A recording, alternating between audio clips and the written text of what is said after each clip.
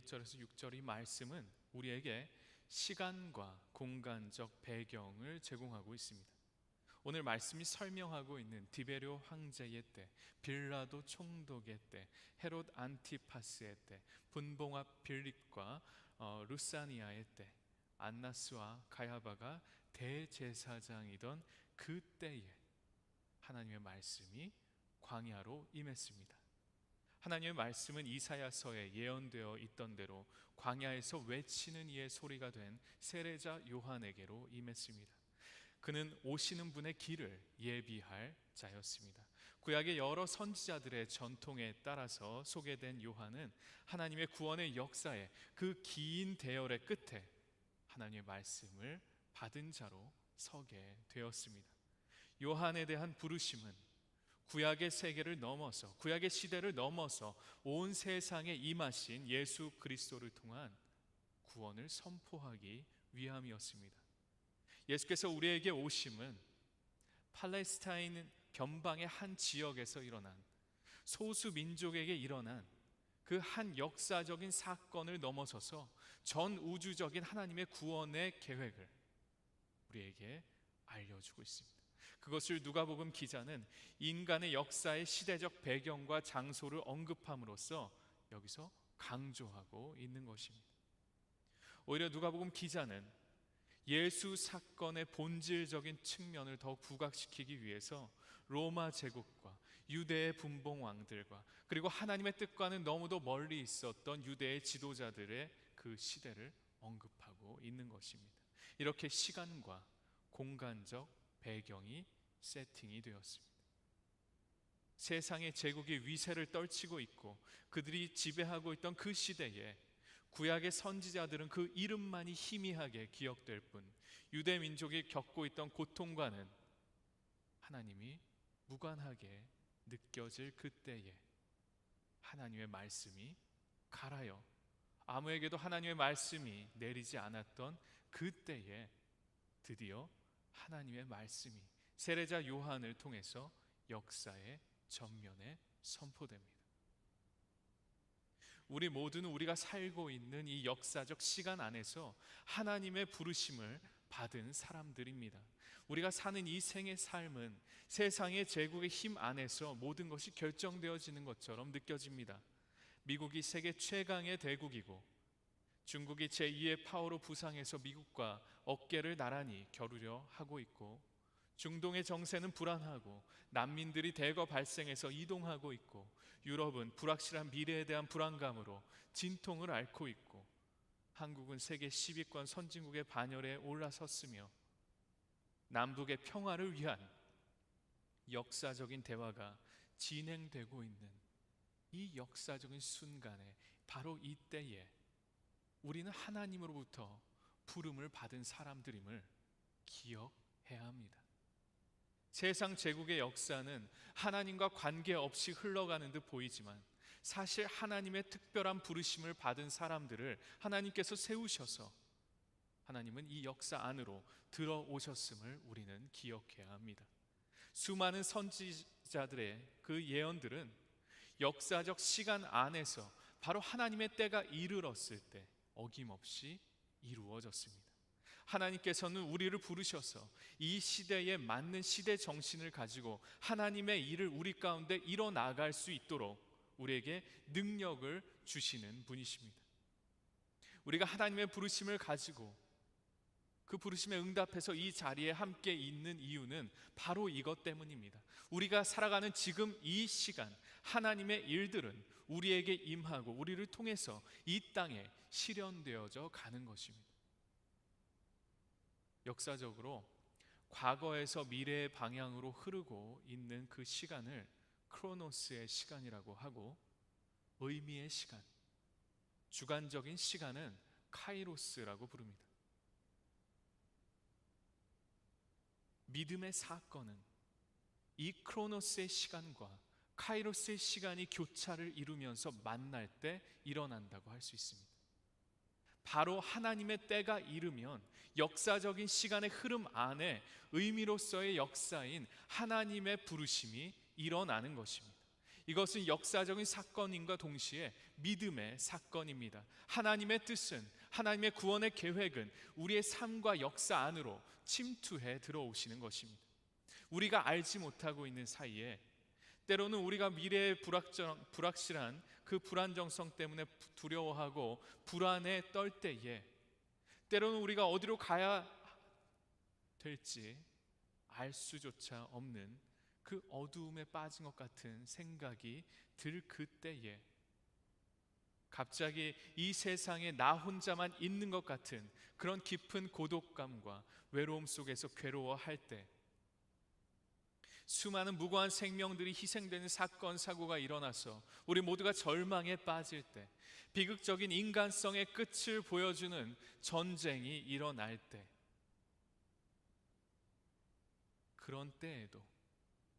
그런 때임에도 불구하고 크로노스와 카이로스의 주제자 되신 하나님의 구원의 계획은 한 번도 멈추지 않고 작동하고 있었음을 우리는 오늘 말씀을 통해서 확인할 수 있습니다. 우리가 기다리고 있는 예수의 우리에게로 오심, 이 전 우주적인 구원의 사건은 바로 이 크로노스의 시간과 카이로스의 시간이 만나는 지점, 오늘 말씀이 시간적 공간적 배경으로 제시하고 있는 바로 그때 그곳에서 일어났습니다.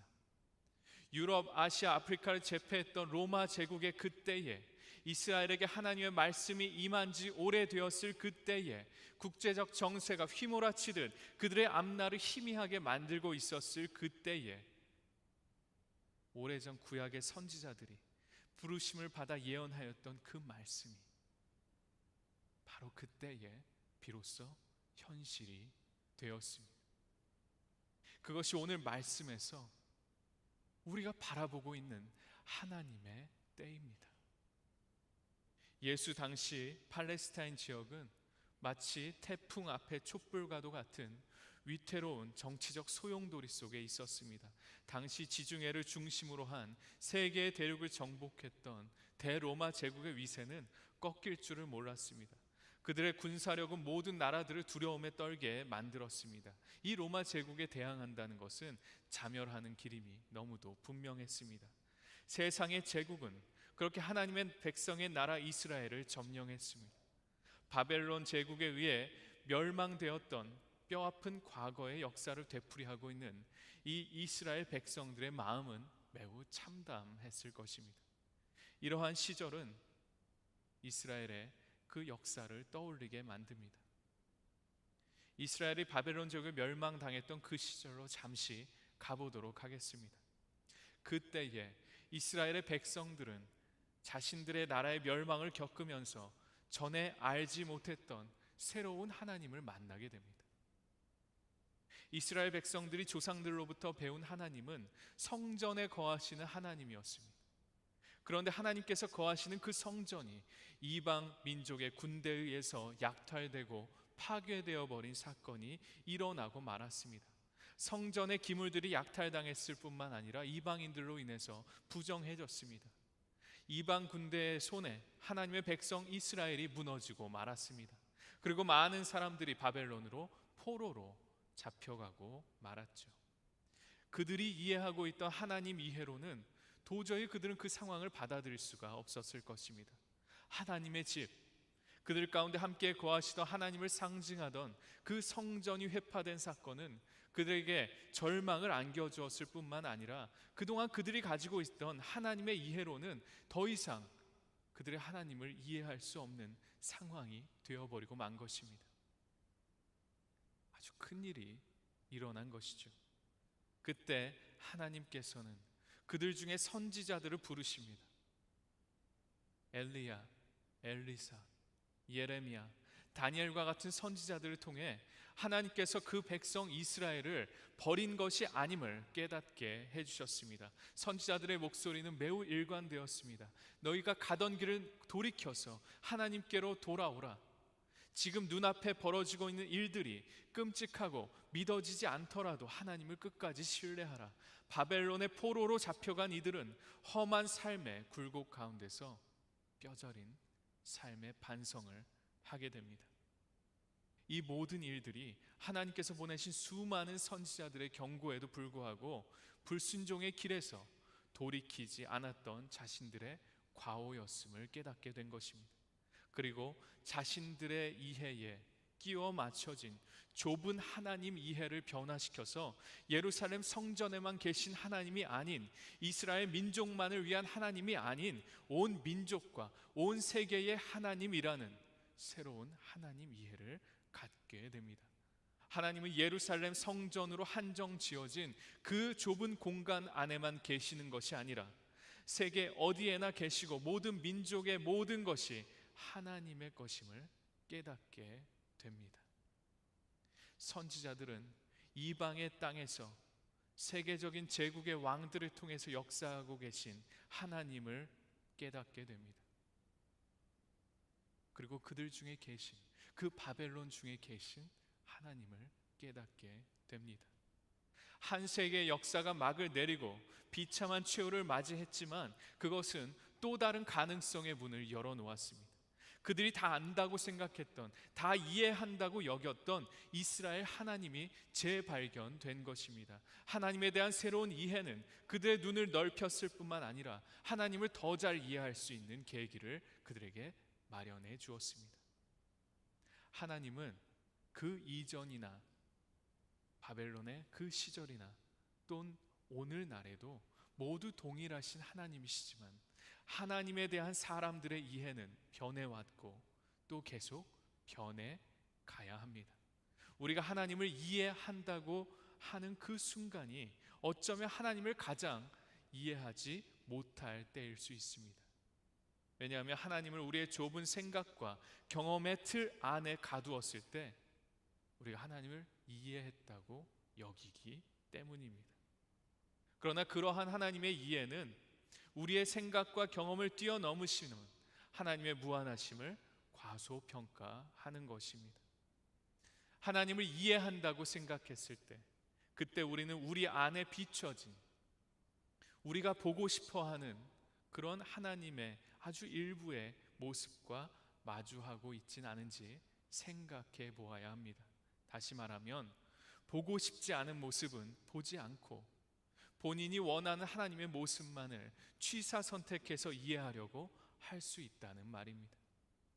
바벨론 포로 시절을 겪기 이전에 이스라엘 백성들이 매우 좁은 하나님 이해를 갖고 있었듯이 말입니다.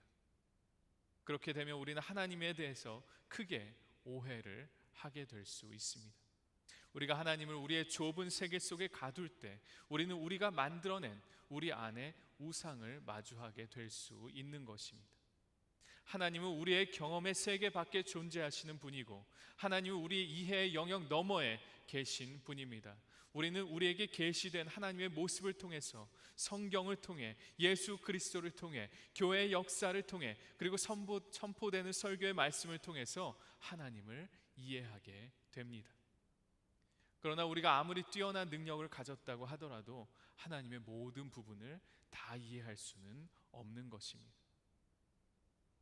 우리가 흔하게 쓰는 말 중에 빙산의 일각이라는 말이 있습니다. 물이 얼면 그 비중이 물보다 작아져서 약 0.9 정도가 된다고 합니다. 바닷물은 1보다 약간 큰 비중을 갖습니다. 그래서 바다를 떠다니는 빙산은 전체를 100으로 봤을 때 약 10% 정도만이 수면 위로 드러나서 우리가 볼 수 있게 되고 나머지 90%는 물 아래에 잠겨서 보이지 않습니다. 그래서 빙산의 일각이라는 표현은 어떤 것에 지극히 일부분만 노출되어 있다는 뜻으로 쓰이게 됩니다. 여러분, 우리가 가지고 있는 하나님 이해도 이와 비슷합니다. 우리가 아는 하나님의 모습은 계시된 부분만 인식할 수 있고 나머지 하나님의 대부분의 모습은 물 아래 가려져 있는 것과도 같습니다. 우리의 제한된 이해를 통해서 하나님의 모든 것을 알 수는 없는 것입니다. 제가 예전에 어떤 분께 이야기를 들은 적이 있는데요, 50년을 같이 산 부부도 아직 서로에 대해서 새로운 점들을 매일 발견해 간다고 합니다. 저는 결혼한 지 이제 10년이 됐는데 아직도 잘 모르겠습니다. 매일 발견해가고 있습니다. 새로운 면을.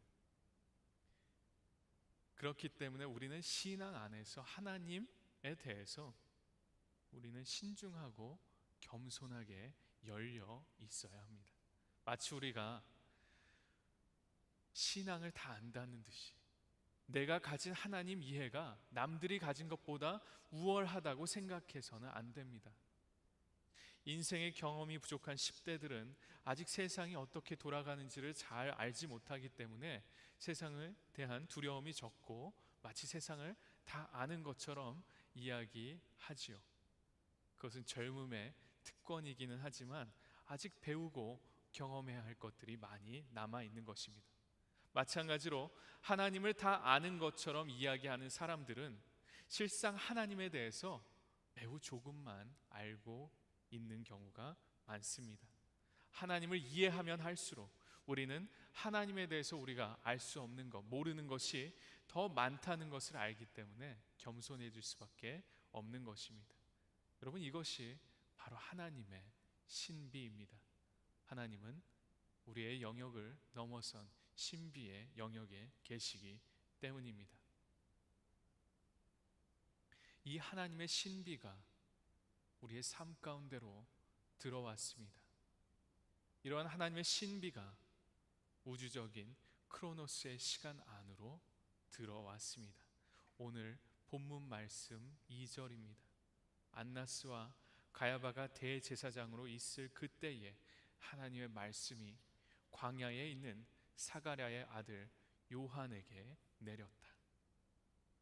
구약의 다른 선지자들에게 그러했듯이 오랜 침묵의 시간을 뚫고 하나님의 말씀이 임한 그 순간, 그때는 카이로스의 시간이 되었습니다. 이사야서의 예언이 성취되는 하나님의 시간이 되었습니다. 모든 사람이 곧 하나님의 구원을 보게 될 하나님의 시간이 임하였습니다. 하나님의 구원의 계획은 그렇게 직선적인 시간의 흐름을 넘어서서 우리에게로 역사하고 있습니다. 하나님의 구원의 계획은 이미 시작되었습니다. 하나님의 구원 역사가 갑작스럽게 신의 변덕에 의해서나 어떠한 사람의 실수나 잘한 일 때문에 일어난 것이 아님을 우리는 성경을 통해서 알 수 있습니다. 예수 그리스도를 통한 우주적 구원의 하나님의 계획은 사람들의 불순종과 타락에도 불구하고 역사의 무대 그 뒤편에서 서서히 그리고 꾸준히 실행되고 있었음을 오늘 우리는 이 말씀을 통해서 알 수가 있습니다. 세상의 창조, 그 이전에 이미 시작된 하나님 구원의 사역은 하나님의 창조와 돌보심 그리고 선택을 통해서 우리에게 드러났습니다. 하나님의 구원의 계획은 심판이 아닌 하나님의 사랑이며 그 사랑은 예수 그리스도를 통해서 그의 오심과 십자가의 죽음과 죽음에서의 부활을 통해 우리에게 완전하게 계시되었습니다. 그렇게 우리에게 드러난 하나님의 사랑의 능력을 믿는 것이 바로 우리 그리스도인들의 신앙입니다. 이것이 그리스도교 신앙의 정수입니다. 누가복음 1장에서는 세례자 요한의 출생을 예고하면서 예레미야 선지자의 예언을 인용했습니다. 누가복음 1장 17절입니다. 제가 읽어드리겠습니다. 그는 또한 엘리야의 심령과 능력을 가지고 주님보다 앞서 와서 부모의 마음을 자녀에게로 돌아오게 하고 거역하는 자들을 의인의 길로 돌아서게 해서 주님을 맞이할 준비가 된 백성을 마련할 것이다. 아멘. 세례자 요한이 선택되어 예수의 길을 예비하는 광야에 외치는 자의 소리가 된 것은 이렇게 역사의 주관자 되시는 하나님의 준비하심과 부르심에 응답한 하나님의 사람들의 헌신을 통해서 이 땅에 역사한다는 사실을, 이 땅에 이루어진다는 사실을, 이 땅 위에 실현된다는 사실을 우리는 깨달아야 합니다. 사랑하는 파사나 장로교회 형제 자매 여러분, 하나님의 역사는 우리가 경험하는 크로노스의 시간 안에서 하나님의 때, 즉 하나님의 부르심에 응답하는 헌신된 사람들과 함께 만날 때 우리 안에서 경험되어집니다. 의미와 믿음의 시간인 카이로스의 때를, 하나님의 때를 살게 되는 것입니다. 여러분, 하나님의 부르심은 결코 우연적이지 않습니다. 하나님의 때는 랜덤하게 일어나는 것이 아니라 하나님의 부르심에 응답해서 하나님의 때를 살아간 수많은 믿음의 선지자들과 같이 우리의 삶에서 하나님의 부르심을 깨닫고 그 부르심에 우리가 응답하기 시작할 때 우리의 삶 가운데서 매우 계획적으로 일어나게 되어 있습니다. 하나님께서는 준비하시고 기다리고 계십니다. 여러분이 하나님의 부르심에 응답해서 네, 주님 제가 여기 있습니다, 주님 저를 사용해 주십시오 라고 말하며 일어날 때, 자리를 떨치고 일어설 때 하나님의 시간이 우리의 삶 가운데 일어나게 되는 것입니다. 여러분, 제가 이런 거 잘 안 하지만 우리 같이 한번 따라서 해볼까요? 네, 주님 제가 여기 있습니다. 아직 안 계신 것 같아요. 조금 더 크게 열정을 담아서 한번 해보겠습니다. 네, 주님 제가 여기 있습니다. 주님 저를 사용하여 주십시오. 아멘. 우리는 우주의 먼지에 불과할 만큼 이 장대한 우주의 스케일과 그 역사에 비할 수 없는 존재이지만 우리가 하나님의 부르심에, 그 하나님의 부르심에 이 땅에서 응답해 나아갈 때 우리는 하나님의 자녀가 될 뿐 아니라 온 우주의 창조자 되신 하나님의 창조와 그 구원의 계획의 동역자가 되는 것입니다. 사랑하는 파스나 장로교회 성도 여러분, 여러분은 세례자 요한이 그의 부르심을 그 광야에서 받았던 때와 같이 예수의 오실 길을 준비하는 이 일에 부름받은 동역자들임을 깨닫기 바랍니다. 곧 주의 오실 길을 예비하고 곧게 하며 모든 골짜기는 메우고 모든 산과 언덕은 평평하게 하며 굽은 것은 곧게 하고 험한 길은 평탄하게 하는 이 일에 여러분과 제가 부름을 받은 것입니다. 여러분의 인생을 통해, 여러분의 삶을 통해, 여러분의 사역을 통해 모든 사람이 예수 그리스도의 하나님의 구원을 보게 될 것입니다. 이 기다림의 시간, 이 대림절에 예수의 오심을 준비하며 하나님의 구원의 길을 여러분의 삶을 통해서 이루어 가시는 여러분이 되시기를 우리 구주 예수의 이름으로 축원합니다.